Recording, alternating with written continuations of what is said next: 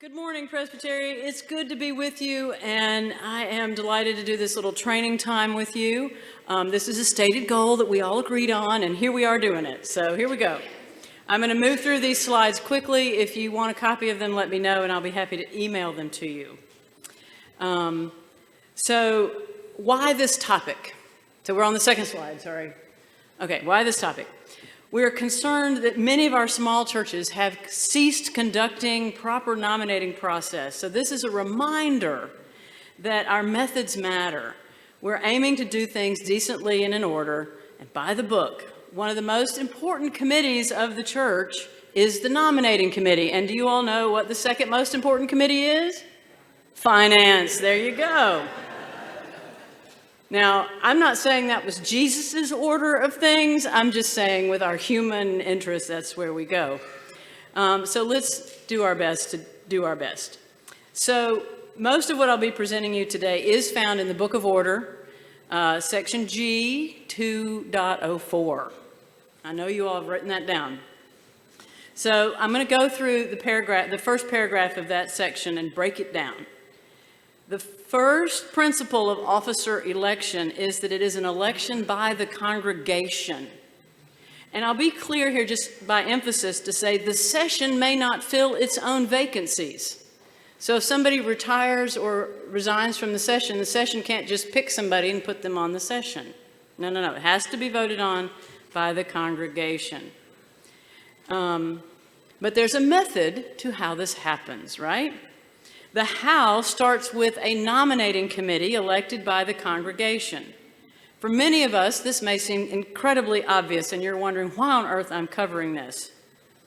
But I want to point out that some congregations have used the method of asking groups in the church to appoint persons to be on the nominating committee, such as the choir selects somebody, PW selects somebody, the youth, the men's fellowship, whatever. But these persons cannot automatically be the nominating committee. They have to be presented to the congregation as a slate, because the nominating committee shall be elected by the congregation. And these persons so suggested must also form a nominating committee that fulfills and matches the additional Book of Order requirements. Stick with me. On this slide, I want to remind you that if your congregation has a rule or a custom like that about the number of people on your nominating committee or how the persons are identified, this should be codified or written down in your manual so that it's consistent year to year. And it is the congregation that decides to adopt that rule. But whatever rule the congregation adopts, it must meet these minimum standards. 1, the size of the committee shall be at least 3 persons. Of course, it can be larger. At least 1 member of the nominating committee shall be an elder currently serving on session. And the advice I often give to sessions is this person should normally be somebody either who's continuing on session, they're in the middle of a term, or someone who's completed 6 years and is not eligible to nominate themselves to come back onto the session. That's wisdom. That's not a rule, that's wisdom. Thirdly, a majority, and this is where the picking by the choir and the PW and the men can get you in trouble. The majority of the persons on the nominating committee who are eligible to vote shall consist of persons not currently on the session. Not currently on the session. This is a principle where the session should not be able to elect its own replacement, right? So if the nominating committee has too many people from the session, then they're choosing their own replacements. That's not what's supposed to happen. So the current session members must be a minority on the nominating committee so they're not able to vote as a block and overrule the others. So here is where committees often are confused. It's true that the pastor shall serve ex officio and without vote on the nominating committee. In other words, the pastor shall be invited to all of the nominating committee meetings. They may or may not come, but you shall invite them. And they may participate. The pastor might know that someone is going through a difficult time and say, it's just not the time for that person to be on the session. They might know a great person to add to your thinking. They might have the insights about the needs of the session. The voice of the pastor in the nominating committee process is valuable. And pastors, do not abdicate this responsibility. Don't say, I don't have time. Did you hear what I said at the beginning? What are the two most important committees in the church? Nominating and finance. Pastors, you have a responsibility to engage with the nominating process. Once the committee is formed, it should start the process with prayer so that it is seeking God's wisdom about who to nominate. They should look at the needs of the session. They should allow time for the congregation to make suggestions. No individual member should approach persons without the blessing of the committee. I remember a time in my own ministry years ago, we elected the nominating committee. We were not to the parking lot yet. And one of the committee members had already asked two people if they would serve on the session. It was quite awkward when the committee had to backtrack that for their preferred slate of people. This is teamwork, not solo work. The Book of Order directs us that we shall look around. Okay? The nomination and election of ruling elders and deacons shall express the rich diversity of the congregation's membership and shall guarantee participation and inclusiveness. The nominating committee shouldn't just say, well, who's been off a year, and we'll just put them back on. Look around for the new people, young people, people who've not served before. Persons with disabilities should be considered. All of the above. Look at F-1.0403. Now, that's what the next slide is. That's what all this is, and I'm not going to sit here and read it to you. But it does remind us that all members are eligible for office, using Galatians 3 as a basis, and stating that no member shall be denied participation or representation for any reason other than those stated in this Constitution. And really, that's just, do they have faith and are they a member?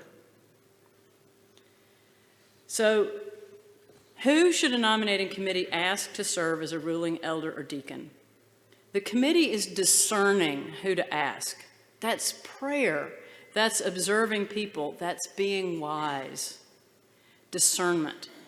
Much of this slide is common sense, but I can tell you how many times I've heard over the years two of these red reasons used.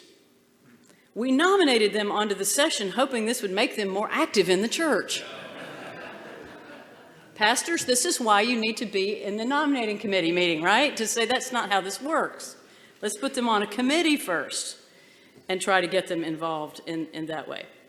Secondly, going up to the person who is just kind of going around saying, it must be my turn.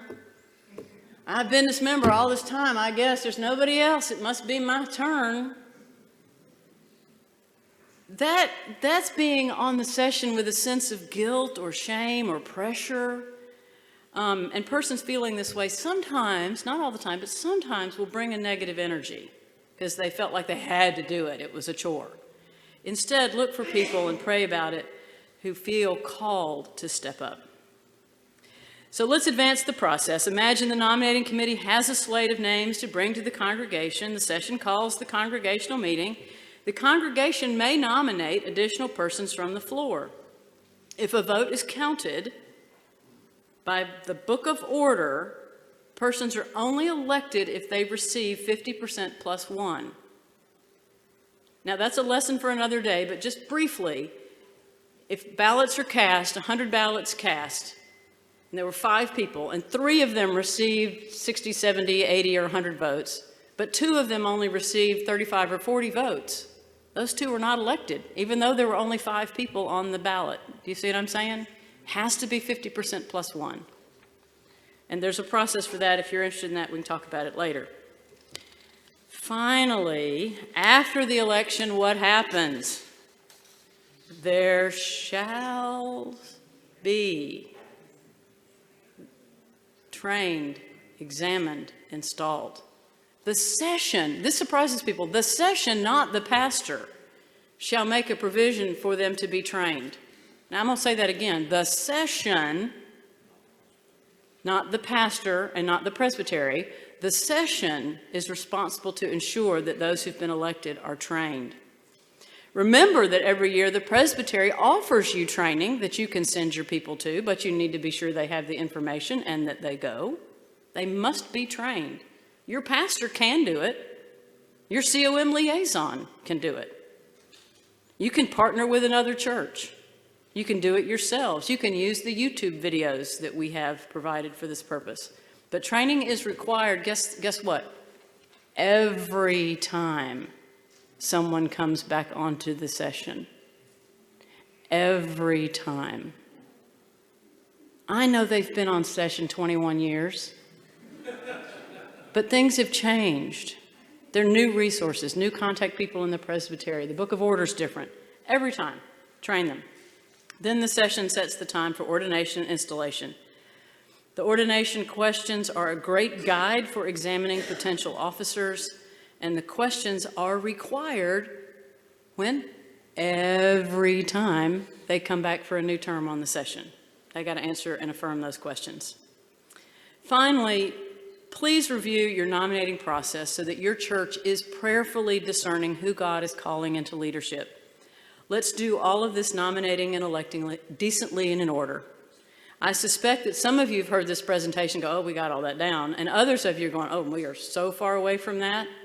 What I want to encourage you is take a step or two in the right direction. You don't have to move from where you are to perfection. Make an improvement to move things in this direction. And the last slide shows my contact information, and I'd be glad to speak with any of you further at lunch if you have any questions based on this topic. Thank you all.